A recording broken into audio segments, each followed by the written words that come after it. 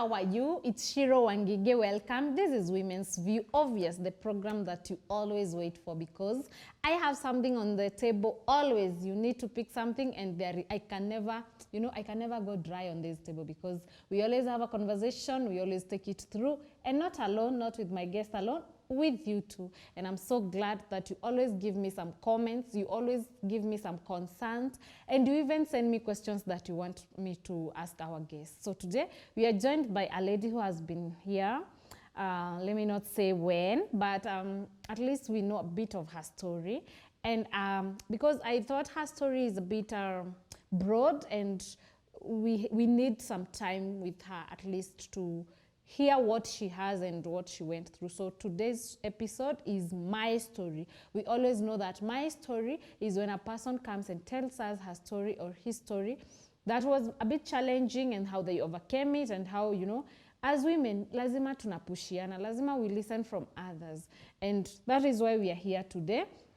Especially, I have learned that in life, you always need to hear from a testimony of someone else, My problems today might be a testimony for you tomorrow. Why? Because in those problems, I find a solution, I become strong, I move out of it, and I become strong. And that is why we say strength of a woman. And that is why we are women, And that is why we have built a good home, a good marriage, a good society, a good mother, because we are women. We always have something to make us look forward to. So that is why we always need a person to listen to. Unasikia anasema aje, alipitia nini, ndio unaweza kuscoop something, ndio in case you're going through something, at least hata kama napitia hii shida, tomorrow I will be better.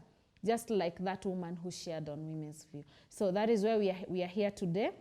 As we continue with this conversation, you feel there is a concern that you have, you feel there is a question you want me to ask for you, kindly let us know. Nitumie. Our social media handle, we are GBS TV Africa.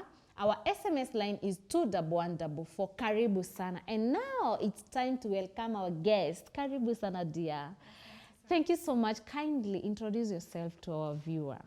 Oh, my name is Joan Amati Jalang. Yes. Who are you? Who is Joan?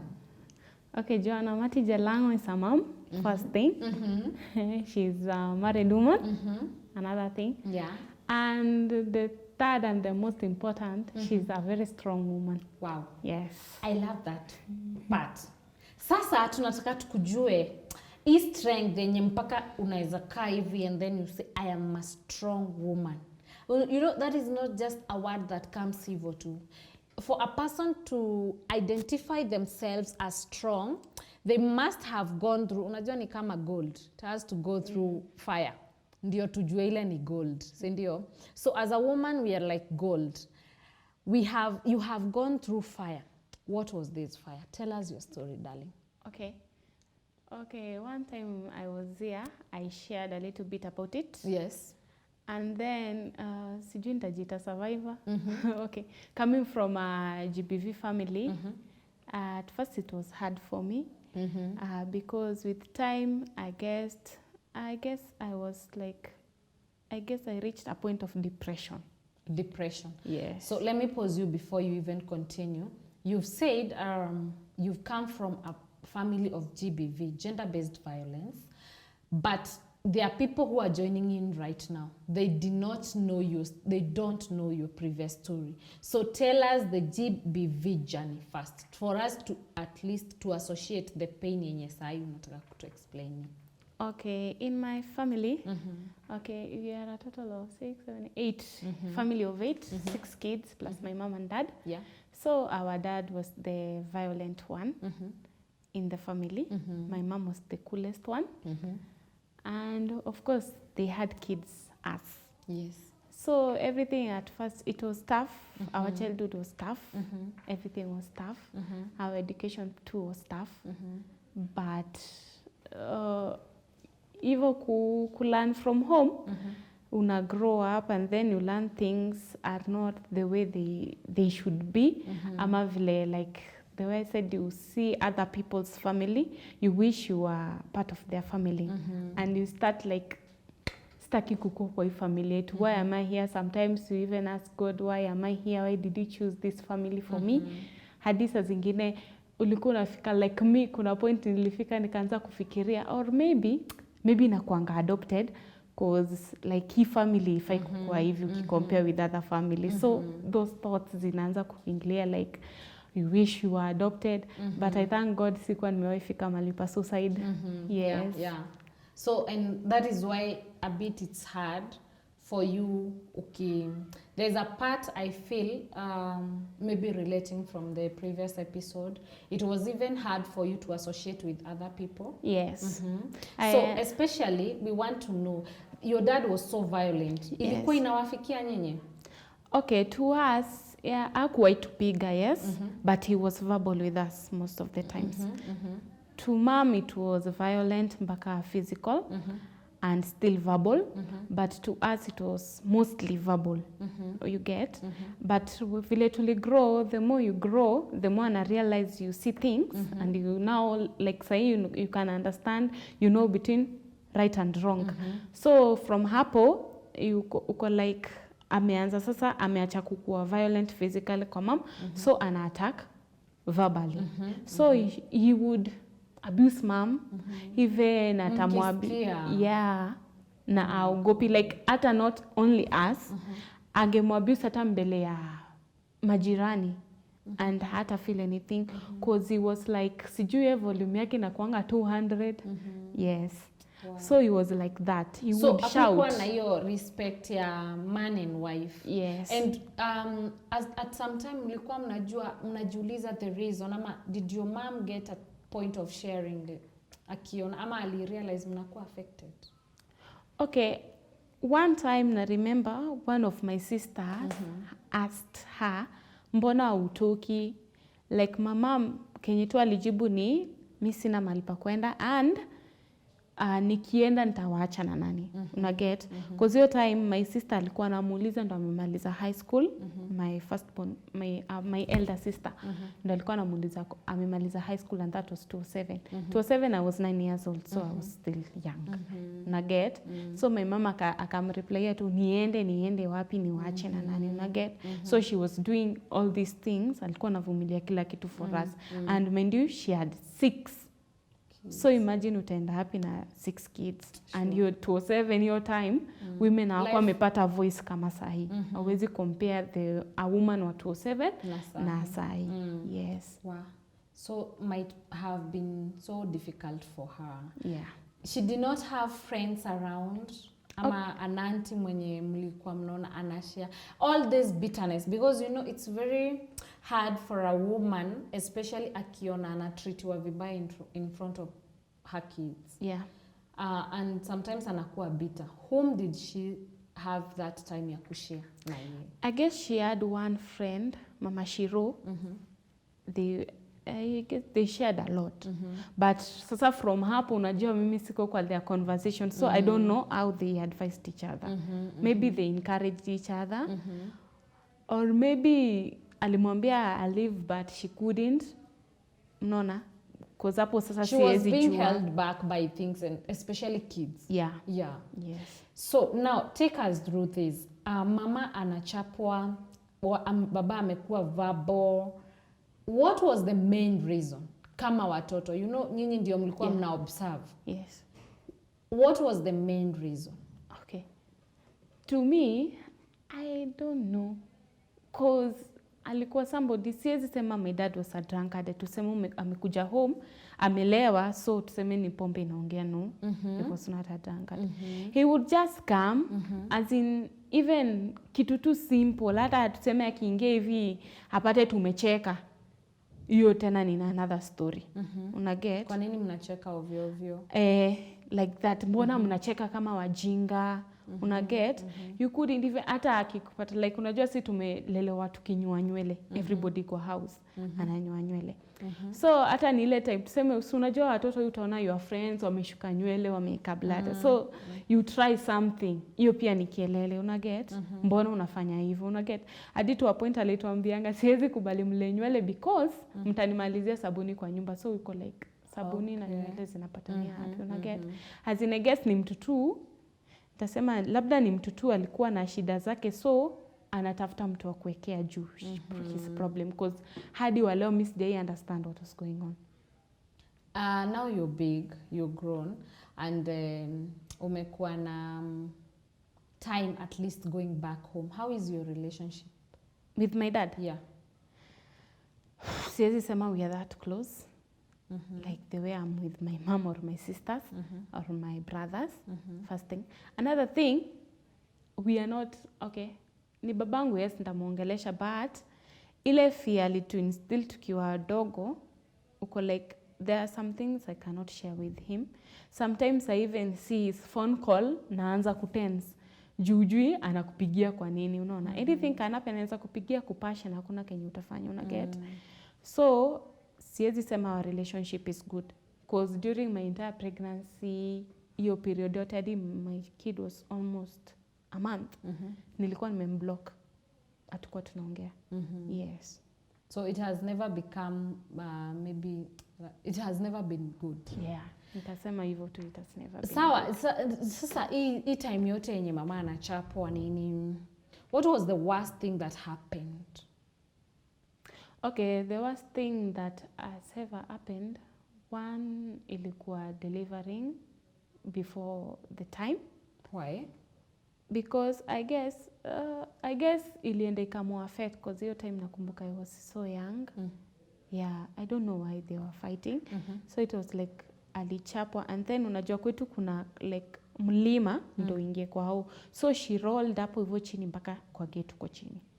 So from hiyo time nakumbuka akapelekwa usi with the mamas au wengine, and then she had a CS akideliver my younger brother. So unajua hapo nilikuwa very young, but siwezi jua what happened, what caused the fight. Okay.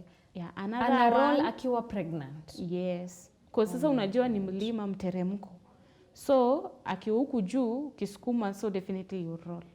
Juni sasa huku kwa mlima, so and especially a pregnant woman is very easy to lose balance. Yes. And then I remember another one, it was at least we were bigger, and that time tulikuwa tu after supper ile tu sasa juu hakuna mtu alikuwa anatakanga kukaa na yeye any place.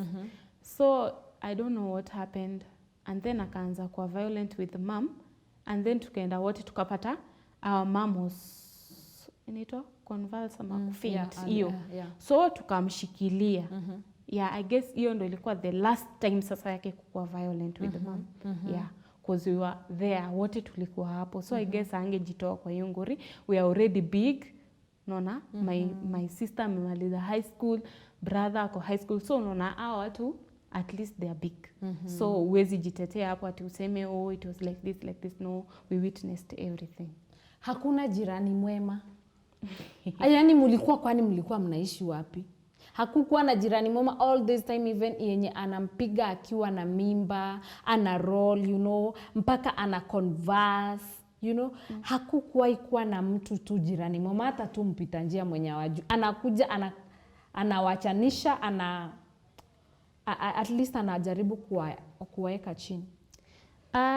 Okay, about our neighbors, we have good neighbors, but you know some neighbors they are neighbors. Hiyo meaning ya neighbors, they are good neighbors senye kuna furaha. But sayadhiki you suffer alone. You see? Because they are the ones who get sasa hii time we are mom ndo ana hustle na to provide food, clothes, everything. Okay, babangu bora amekupe shelter is okay. Hakuwa na provide. Yeah, na hii kuchapa na yote. Na asikose kukula. Na ha provide. Yes. Na ndio amechapa na na kila kitu. Akiprovide, he'll provide little. Anaweza on like hata $500,000 but awape 1,000. Oh my God. Na you are sustain. Was that the only, you know, I'm tempted to ask whether it was the only family that he had. Okay, don't be tempted. He was a woman's guy. So, he once married, alikuwa ana marry wives. Analeta home wamzalie boys. What do you mean? Yeah. Anatoa analeta home. Yes. Like kwenu. Yes. Okay. Kwa the same house, unapata we are living house 2 families. Yes. Na wanazaa watoto wengine? Yeah, mmoja aliza. But the other one, she didn't give birth because alituambia like alikuja home, she was surprised first. And then akakuja akaopena pia mamangu akamwambia, mimi, your husband told me that akona 4 kids. The wife alienda, unaget? The wife alienda sa akona 4 kids, akuje anze family na yeye. Unaona ndo amsaidie ku take care of kids. Sa alistuka vile alikuja akapata papangu akona 6 kids, akona wife hapo kwa nyumba. Unaget? So alikuwa like ajui atafanya nini, but she apologized to mom. After 2 months akaenda. Unaget? Oh my God. Cause alisema yeye alidanganywa. Yeye alijua anakuja kwa family, akijua ni a single dad who was 4 kids. So I think I'm just even trying to feel the pain. Yenye, like, you know, even hata kama ilikuwa kitambo, still ni woman. Especially like now, and all that mama yako alivumilia. And still stayed. Yeah. She must have been loving you so much, you guys. Because the only thing that can make a woman ajisahau na put aside the shame yenye analetewa hivi ni watoto. Nothing else. Yeah. Because kuna time alimari another woman. And still brings in your house. Yes. Our room kwanza ndo ilikuwa their house. Their single room. So this woman, hapo ndo sasa tulitest the wrath of a stepmom. Yes. It was terrible. Yes. How terrible? Kindly tell us. Very terrible. Watu wanafikiria stepmother tu ni kukuambia usikule, fanya kazi zaidi ya watoto wengine. How terrible was it? Okay, it was so terrible because akiwa everything was violent. Hiyo time ndo ilikuwa very violent. Our dad was very violent. Because hata sisi sasa hatungesema anything. My brother, hiyo time unajua sisi tunaishi Rongai. And Rongai sisi ndo the last house. So tuko karibu na mto. So my brother ilikuwa kazi ni achote maji, everything. So me, I was young by then. So singechota hizo maji or anything. So nilikuwa niekwe, like, so unajua this, sinaitwa ants. Hapo ndo mimi nilikuwa niekwa nilale. Okay. And my sisters, sasa hiyo ndo ile time yenye alikataa kuwapeleka shule kwanza. Wakae nyumbani, wafanye kazi. Si amemare, the wife akapata ball. So amemari lazima bibi akae comfortably. So nyinyi ndo the beast of burden. Nyinyi ndo mtafanya kazi. Huyo mwenye anawafanyisha hivyo kazi ajui vile mtakula. So mamangu used to hustle. Unaget? Hata yeriende kwa shamba ya mtu alime, awalete food. Na imagine mko Nairobi. Shamba mkalime. Saa zingine you would time, kwa Kijaka tunasema kufulo. You would time, unaona hii time yenye watu wameharvest. Aya, mtaenda kwa shamba. Like mtu akishatoa mahindi, definitely kuna zile zitabaki. So mnaenda mnazitafuta, ndo mnakuja mnadondoa mnapika nao githeri. So mnatafuta kwa nini za wengine? Yes, kwa shamba za watu wenye wamepanda wakavuna. Kwa huwezi enda ukavuna chakula ya mseki kwa shamba utaitwa mwizi. So hivyo wakishamaliza sasa ndo mnaenda mnaangalia kama kuna maharagwe zilibaki, mahindi, mtaeka. Hiyo ndo mtaenda mchemshe mkule. Na dadi atakula? Hiyo time si yako na their wife, the other one. So the other one anamsort. Yetu akuli, yes. Yani dadi completely yeye hatafuti food. Yes, yeye anabuy this other one, they eat. Unaona? As in it was easy. And you were still there and he could see you suffer? Yes. Ama hakuwa anajua? We are girls. Oh, okay. You are girls. Yeah. And girls should suffer. Ata Aminda kona 2 boys.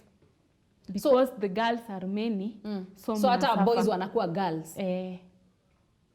It was God. Like that unaget. And sasa akishafanya those things, okay, ataenda atakula huko, watakuwa poa, kila kitu itakuwa poa. And then Juna remember kuna time, I guess my mom atakuwa nakula. Because utampata like hata kuna time nakumbuka aliwahi tupikia viazi. So hii viazi mnakula moja moja na supu mingi ndo ijaze tumbo mshibe. Unaget?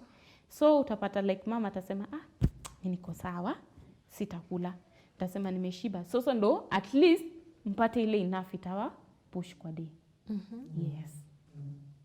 Oh my God.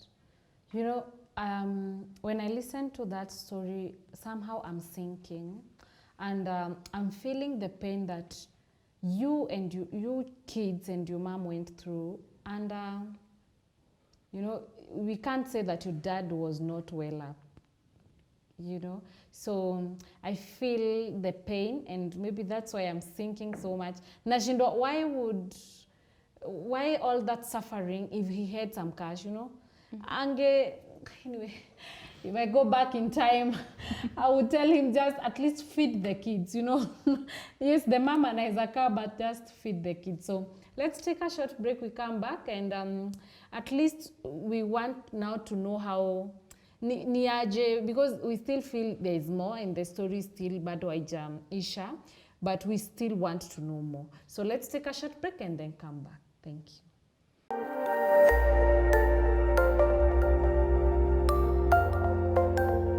Everywhere, GBS. So welcome back. We are here, and we are having a conversation of a person who went through, who was a child in a family that had so much GBV. If we can measure it, this one was so much, by the way. And thank you so much even for the comments and the concerns that you people are sending.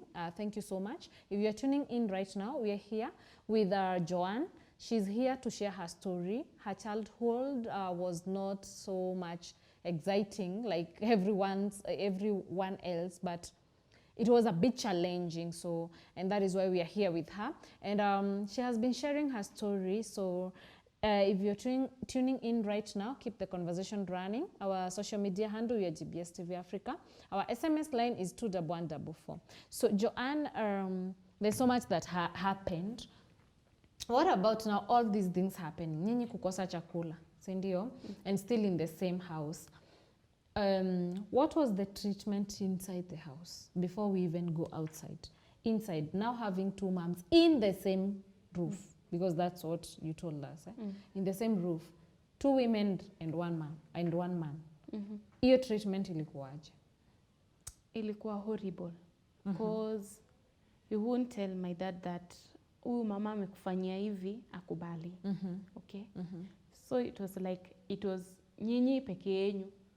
Because if you tell him anything, atatolea hasira na hiyo mama. So the only thing tulikuwa tunafanya tu ni mama yetu tunamwambia si alikuwa anaona, and she couldn't do anything. So alikuwa tu anatu encourage, because I thank God my siblings tuko like tasema jokers. Tulikuwa tukiwa peke yetu, we are very happy. Hata hapo nje ungesema what we are going through, because we are happy, we make people laugh, evil, as in una get. But ikifika usiku ndo sasa hata mtaki kuenda home. Una wish tu msimuende tu kwingine, but lazima tu muende home ni hapo. Una get. But tukiwa na siblings, we would laugh. Nakumbuka hata atungecheza my dad akiwa around. Because tulikuwa tukicheza na watu au unajua tu area yote, sasa tulikuwa tunapatana wote tunacheza pamoja kwa kiwanja. So kila mtu alikuwa tu anamjua, everybody huko alikuwa anajuanga babangu ni like, violent. Jalango ni mtu wa makelele. So hadi the kids walikuwa wanamjua. So alikuwa akimuona anybody tukicheza akimspot mbali. Alafu area yote the kids walikuwa wanamuita baba. So utasikia tu baba. Sasa hiyo ndo time tutatoroka wote twende kwa nyumba. Tukae huko tujifungie, una get? Juu akiwapata tena mkicheza nje ni kuchapwa. Mbona mnacheza msomi? Una get? Okay. So ni kuchapwa. So there is nowhere, hakuna mahali pazuri, nowhere ni need to run, you know, at least ninacheza, nacheza dadi usinichape. Nasoma dadi usinichape, nimejificha dadi usinichape. Everything is, you are doing wrong in his eyes. Yes. So at least akikupata ukisoma, you are better off. Because mimi nakumbuka kuna time nyingine nilikuwa nimetoka kucheza sana, ile kila mtu unajua umeingia kwa nyumba unachukua kitabu yenye umepatana nao. Nakumbuka nilikuwa nasoma directory. Sasa nikashindwa shughuli directory. Lakini as long as amekupata unasoma kitu, hapo hamtasumbuana. Unaget, as long as amekupata unasoma kitu, hapo hamtasumbuana. Sasa akiingia kwa nyumba, anaenda room gani? yenye sasa the wife mdogo ama hana business tu, yeye bora aishi. Si ataenda hiyo room. Yes, kwenye tuseme wife hayuko ndo ataenda kwa room sasa master bedroom. Yes. Yes. Cause tu kwa tuna it's either kuje sitting tutoke wote twende ma bedrooms ama kae bedroom sisi tukae sitting room. Also ni yeye choose anataka. Kwenye ataenda ndo ita determine kwenye sisi tutaenda kukaa. Wow, that's so harsh. I feel why would I want to go to make my kids go through that, or even their daddy, you know? Daddies are the most lovable parents. Unajua hata zile siku za kitambo tu, even my mom, I know she says daddy alikuwa mzuri, au you know, my favorite. So I feel from him, and especially hata alikuwa hadi na chance ya kuenda, alikuwa na hiyo nini ya kuleta watu wengine. It was a bit hard for mom. Now I'm so grateful to mom, your mom especially, for bringing out you guys hivi. Na unajua it's not easy for a woman kuweza kubring up watoto wake in a very violent environment. So I think she's a wonderful woman. Yes. Because alikuwa anajua what anataka from their kids. Now let's come to the schooling part. Yes, how was it? Okay, kwa education siwezi sema my dad alilegea. Yes. Because now sasa imefika hii time aui. So now I'm married. Okay? Because ilienda time sasa kwa hiyo job alikuwa anafanya he was retrained. So now hana pesa mingi vile alikuwa nao yenye anaweza marry. So education, yes. Education my dad alikuwa strict nayo. Okay? He was so strict. Because nakumbuka wada alikuwa anatuambianga ni enda shule usome. Unaona? Hapo ndo utapata your livelihood. Unaona? Usitegemee mtu. Ukiwa na education usiwahi depend on somebody. Go study. Unaona? Study. Na immediately ungekuja. Unaona, like so unaona hii time yenye tunatoroka ni books na kupata nao. So lazima tu usome. Cause unajua nao hapo alikuwa anaitanga terminals. Alikuwa tu akikupata tu anakuambia tu tutapatana terminals. So hiyo siku end term sasa si ile mnapeleka report card. Ukiwa umefail hata na 1 mark, viboko zinakungoja. So lazima work hard kwa shule. Let a good performance home. Hakuna choice. Hauna choice. And you know, at least that's even better. Unajua ni kukupea maisha yako ndio at least utoke pale. Yes. Now you came out of that, and you told us even when you were starting that you got married, you have even a kid. Wonderful. But now I want to ask, you've come from a very violent family. Uliweza aje just kuteka step ya kusimama na mwanaume ukikumbuka yule mwenye ako nyumbani vile analeta shida? Okay, kenye nilifanya ni kwa life yangu nitasema hiyo vile niligrow siko experience love apart from love ya my brothers. You want to what about men out here? Juu hiyo sasa umekuwa mkubwa. Are they the same? Unaona, are they really dogs? Are they really violent? Like the way we grow up ukiona home. Because my brothers hawako violent. So unaona, but those are your brothers. Your brother anaweza kutreat good but anaweza treat somebody else bad. Una get? So I was like, ni nini iko hapa nje? So ni ile umemaliza high school you want to. Ni ile umpata chance ya kutoka nje. Una get? Chupia babangu wako ile type ya umaliza high school ukae kwa nyumba. Lazima uende utafute kazi. If you stay hapo kikawa nyumba, ni ile anakuattack lakini akwambii ni wewe naambia. So ni wewe hizo words usikize tu ujue tu ni wewe unaambuka tafute job. So nikaenda nikapata this guy, tulipata na church tu. So everything was different because he was caring, he was loving, he's still caring and loving. So umepata like sasa unataka ku try out. Unajua high school you have friends, they have boyfriends. So kwa ile type ya kwani boyfriends wana feeling aje? Cause uko ipata chance unge date ukiwa home ukiwa kwanza school. Una get? So ulikuwa unataka explore ujue how are they out here. So nikaenda nikapatana na this guy.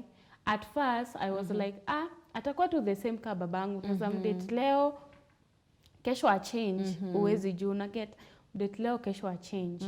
So we were hiyo courtship ikalast like tuseme 1 year cause they wanted to know this person more. Do isikuwe like relationship ya my mom and dad isiende ikakuwa ikawa. So we were friends. You are a bit careful. So Yes. what, in short, what you're saying is that from the violent environment that you had grown through, taught you how to be a bit sensitive. Yes. Na unajua kenye unataka. Yes. Wow, that's nice. But most people wanakuaga tu wanafuata vile wazazi wao walikuwa. Kumbe people can be different. Yes, because in this life, grow up, you notice, like, staki kenye nili grow up nayo, iapenie my kid. Staki kenye nili grow up nayo, niende nayo kwa my next level ya life. Unaget kila life kuna stages.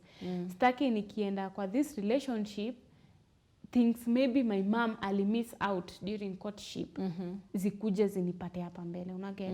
Maybe she missed this, maybe alikuwa ule tepe, nikikwambia ufanye kitu mbona ufanye ashaja, but yeye aliona ni love aka miss these things, alafu zinakuja zinakuwa affect hapa mbele. So nilikuwa like, nikitafuta a man, naangalia qualities za my dad. Okay. So naanza kucompare. Je, ako hivi, ako hivi ama ako hivi, unaget. Yes. So unaanza kufanya hiyo inaitwa evaluation. Yeah. Ukiwa mwenyewe unajua X inaenda wapi na Y inaenda wapi. Yes. Wow. That's a bit ilikufunza positive. Yes. And there's so much negative part ungetoa kwa from whatever you had gone through, and it's nice of you that you chose the positive side.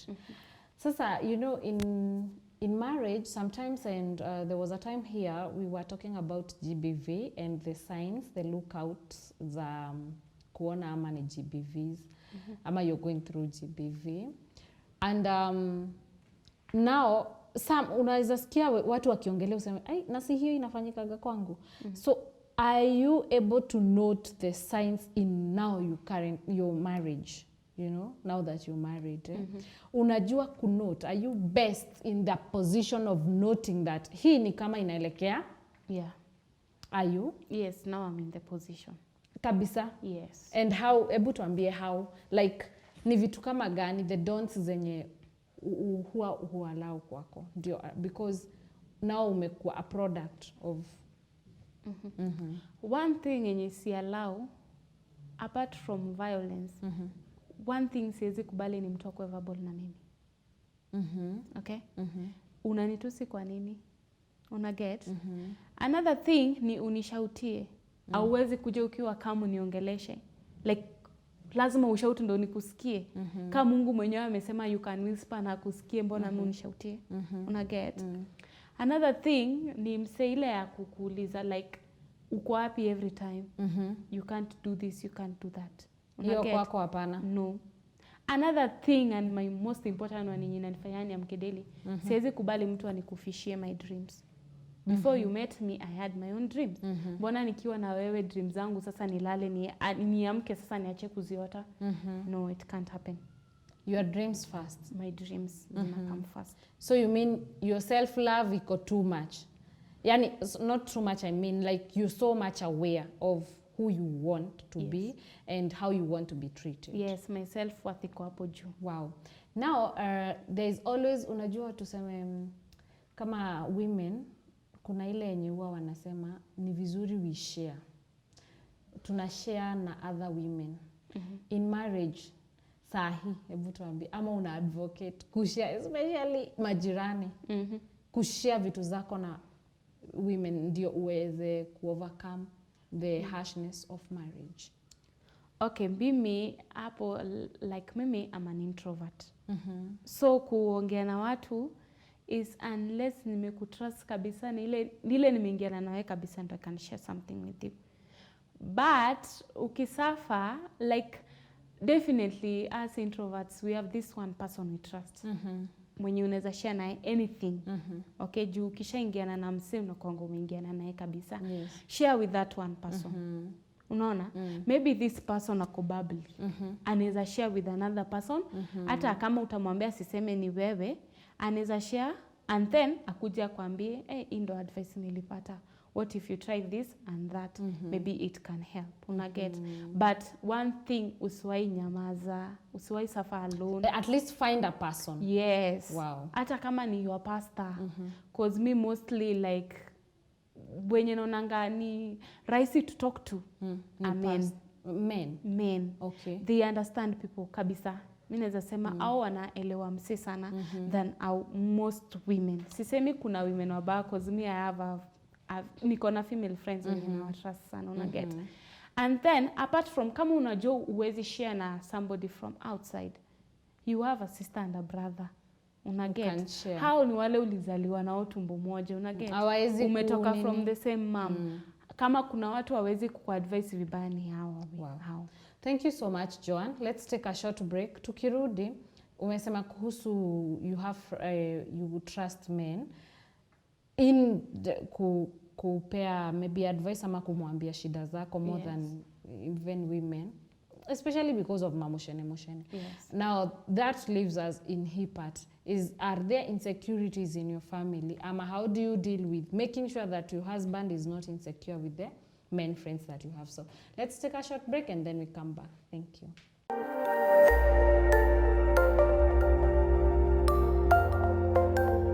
Everywhere, GBS. So we are here. Joan is still telling us about her story, and it's ina unravel vizuri sana because inakuja to a place yenye unapata hope, by the way. So at least there is a reason to smile in her life. And particularly, Joan, I want you to tackle the side of how do you make sure that your partner is not hana hiyo ya unajua bado wako na hiyo insecurity. As because if you're saying you trust men in telling you things, inamaanisha lazima kuwa anajua your friends. Yeah, anajua. Cause one thing enye hezi kuwa insecure now is my male best friend. So anything I go through lazima nimshow. Okay. Mbona hatuna hiyo? Wewe uko nayo, by the way. Viewer, by the way, niambie uko na hiyo? Siju somehow ni ngumu. Okay. And then another thing, niko na a male friend. One mwenye naweza ambia. Cause pia si ati lazima niambie everybody. Yes. Una get. Cause like in high school, mimi nimesoma mixed school. Naona singeenda boarding due to health issues. So nilikuwa na a desk mate who was a male. I would share with him everything. Okay. Cause I'm sure huyu nikimwambia sitasikia anything shule. Una get. Na your husband knows it's only friendship. Yes. Anajua kuna hiyo boundary. Yes. So what about those men wenye mkipatana na wao wanakuambia sasa male friends ni kuweka kando, tusonge kusonga? Okay, kuna some things si lazima uambiwe. You have your own mind, you have your own kila kitu. So hii akili zako vizuri, unajua now wewe si single woman or a single lady. Now you are in a relationship or a marriage. The do's and don'ts zinakukujia automatically. Si lazima uambiwe wewe wachana na wanaume wengi. Kuna wale wenye friends for keeps na kuna wale una cut off. Unaona? Cause mimi kama you can't add something kwangu, mbona nikuweke kwa my list? Hakuna. What nitakuwa na wewe wapi 10 years after now? Unaona? How are you supporting me or my business or how am I benefiting from you, or how are you benefiting from me? Unaona? Kasi positive thing, cut off. Ishe tu hivyo. Yes. Wow. That's very nice, I think. Pia watu wanafaa kujua limits. Yeah. I can say that. Yes. Now, there's your man. Anajua vizuri your story. Ebu tuambie vile ulihandle hiyo. Unajua men wanakuaga na ni kauoga. I'm marrying a person mwenye ametoka from, amelelewa na watu wamekuwa na gender based violence. Kuhandle already is hard, you know that. Akifikiria nitaweza kuhandle huyo mtu aje, insecurities zake nitaziweza aje, will I be able to express myself without her seeing as if kuko na sign ya GBV. Atarelate our marriage kama ile ingine. Uliweza aje kumfanya akuwe comfortable getting you or taking you as a wife? Okay, one thing I did ni before we even started dating, nilimpeleka home. Ajue where I come from. Ajue my dad. Si ati tukikuja tukae na yeye akisikia my dad akipiga simu akishout or akiabuse or akifanya anything. Aniulize haya sikuwa anajua. No. Nilimpeleka home, akakaa na my dad, he learned my dad. Na akamjua vizuri, okay? Another thing, alijua my siblings even before we started dating. Okay. Hii friendship ya 1 yenye tulitake, nilimaliza kila kitu. So from hapo ni wewe decide if you want to continue with the relationship ama wewe enough is enough unajitoa. Una get? Nilimpeleka kwa ground, ajua vile vitu ziko kwa ground. Aka meet my mom, akajua a soft side and a hard side. Una get? So hizi vitu alijua before we started dating or before. So hizi zingine zinakuja kukama up, ni zile top up. Ilikuwa hii part nilimiss, so tunaweza fanya aje, una get? So anajua kule umetoka. Anajua your story. Unaona? I shared with him before we started in a relationship. Yes. Cause hakuna haja ukae na msee alafu mkishaka 5 years unakwambia mbona huku niambia ilikuanga hivi? Mimi sitaki kitu inakaa hivi. No. Nilipeleka kwa ground, ajue vile vitu ziko kwa ground kwanza before we start. Ajue foundation vile iko before tuanze kutengeneza tree. Who am I dealing with here? Yes. Yes. Na sasa through that trust yake ilikuwa aje towards you? Okay, alini trust. Because hata alikuwa anashindwa like mbona unanipeleka hadi kwenyu and I'm just your friend. Una get? Mbona nijue your family hivyo sana niingiane nayo sana. Una get? Kaambia no, lazima uingiane nao kwanza because mimi first thing utajua mimi hukunipata nikiwa peke yangu. I had my family. So lazima wajue my family. Look. Yes. Hata kama watakaaje, they are my family. So lazima wajue, lazima uwapende, lazima urelate nao. Ndo hata mimi niko accept juu hata mimi utaniletea your family. Yes. Lazima ni accept vile wako. Yes, at the end of the day ni mimi na wewe, it's not all about us and our families. Yes. How is your marriage now? What is your biggest challenge? Okay, my marriage now naweza sema is good. Challenges maybe ni zile ndogo obvious couples do fight, but we solve them. We make sure tujalala before solving anything because huwezi jua asubuhi hasira yako itakuwa inatoshana aje. So it's better you solve your things immediately. Usilalie vitu alafu then ungoje ati ile time ati utalipuka tu siku moja and then utafanya vitu zenye uko expect. Sometimes when you make decisions or uki approach a situation, do you feel ni kama ile kulelewa kwa gender based violence environment inaku affect in the way sometimes, not every time, sometimes unaware you make decisions or you react towards a situation? Yes. Cause hiyo time nililelewa nikijua my mama ana say, I make sure niko na say. Una get? So ni ile like una make sure like sometimes inakuja hata ina affect cause you feel like wewe ndio uko na the last decision. Because utaki kukanyagwa vile your mama alikanyagwa. Una get? So uko na like hiyo kitu nitasema hiyo. Unaona? Hiyo yenye unataka like nikisema kitu nimesema. It's final. Yeah, uwezi niletee yako. Yes. Wow. Like nikikwambia sitafanya hiyo uwezi ni force hata unichukue uniweke kisu kwa sitafanya. Because kwa maana niko like nikifanya huyu ataniona I will become like my mom. Nitakuwa weak and then anikalie.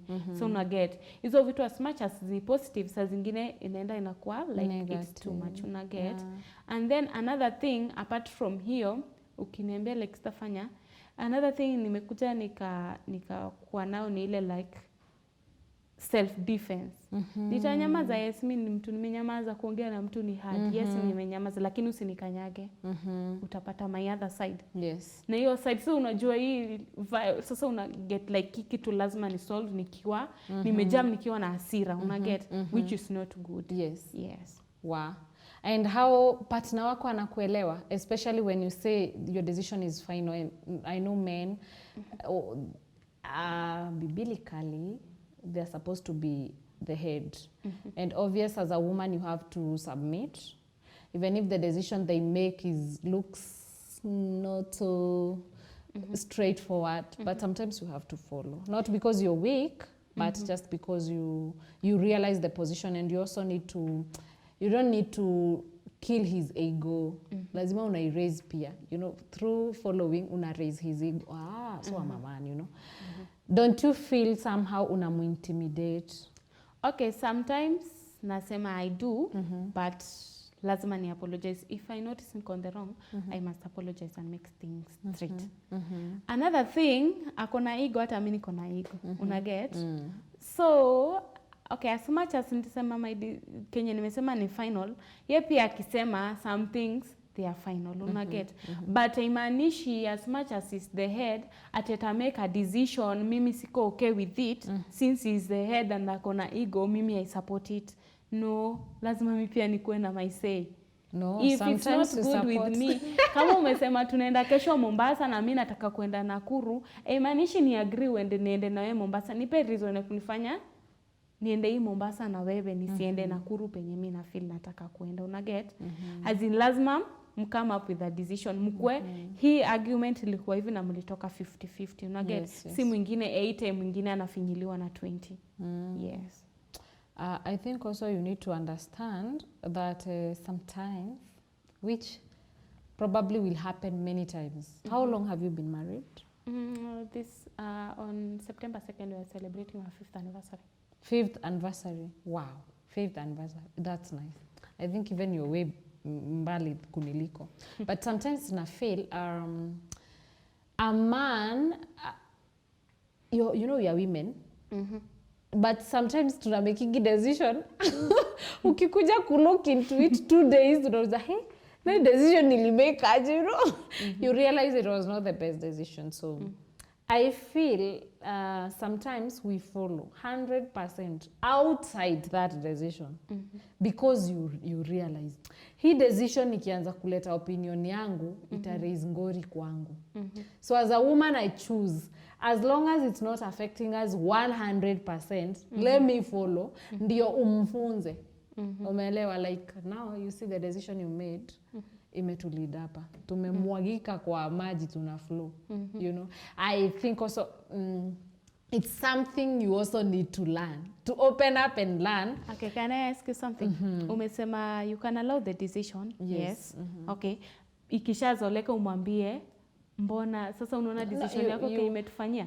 You ask and then they are all over you, they want to kill you. Sasa una get. Yeah, but so you know men always have a thought, and especially akifail anajua na hataki umwambie, especially kama alikuwa anajua umemkataza. But they always not. But there is always a good way of coming and telling him now, I don't have a problem with how we failed, but I have a problem with us repeating the same mistake. Yes. Okay, now what if wewe kama ungenyamaza umfuate, what if unge prevent that thing before happening? Which is now difficult. But let's come back to this. Now you ulitoka kwa hiyo the situation you were in before, sindio? And now you're this strong person, and now you have a marriage, and you have a kid, you're living happily. Advice mtu wako huko mwenye one anaweza kuwa akipitia through the same, ama ameshawahi pitia the same na ameshindwa kumove on na life yake. Yeah. Okay, one thing yenye naweza many things. Okay, hizo vitu naweza ambia wase ni okay, hapa nje utapata advices from people, different people. One thing, usiwahi take advice ya mtu mwenye haja go through what you are going through, uende ukapeleke hapo mbele na ikuharibie. Una get? Unaweza pata mtu kwake amechapwa slap. Sawa? Ama ndo anagongwa hadi hata kidogo uliwe. Atoki kwa marriage yake.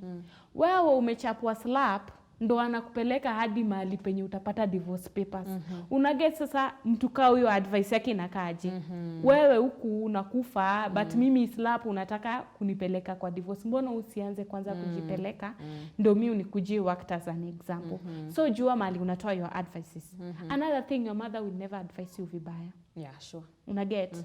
Even dads wenye ni wazuri hapa nje hawezi kubali usafe ukiwa hapo mbele. Una get? And then parents, kwanza nitasema old fashioned parents, ati ile mtoto wako akifanywa hivi unamwambia uka kwa marriage, no. Vumilia. Yes. Kuvumilia iliisha.